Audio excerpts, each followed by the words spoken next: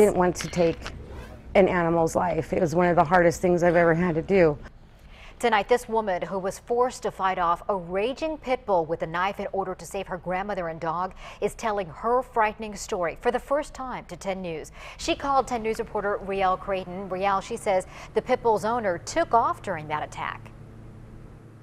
Yeah, and Itika, she's actually not sure whatever came of that person. She says she was here along Mission Bay Park along the water with her dog when an unleashed pit bull came up and she says started tearing her dog apart. Well, she did the only thing she could think of. She says grab a knife and start stabbing that dog as many times as she could. This is my shirt from that day. The blood-covered clothes from Michelle Greenfield's trip to this Mission Bay Park last weekend. Blood from the pit bull. A nightmare trip she's still painfully reliving. Harley got in the way of the dog going after my grandma.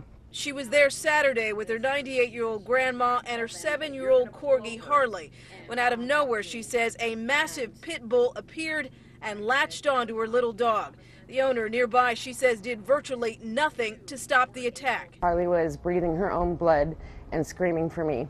Though she screamed for help and began punching the pit bull, there was no letting go. With Harley, she says, nearly lifeless in its jaws, she had to make a decision.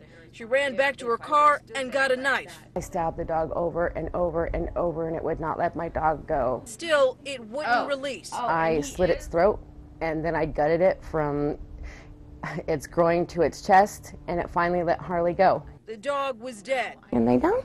Days later, she says Harley's still recovering from the trauma, and so is she, with severe bite marks to her fingers and forearm.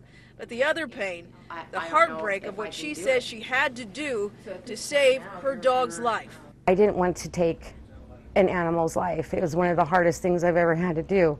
I didn't wake up that morning to kill a dog. And she says she may actually have permanent nerve damage in her fingers. Meantime, police who were called to this scene said she was within her right to kill the dog in self-defense. We're live in Mission Bay. Rielle Creighton, 10 News.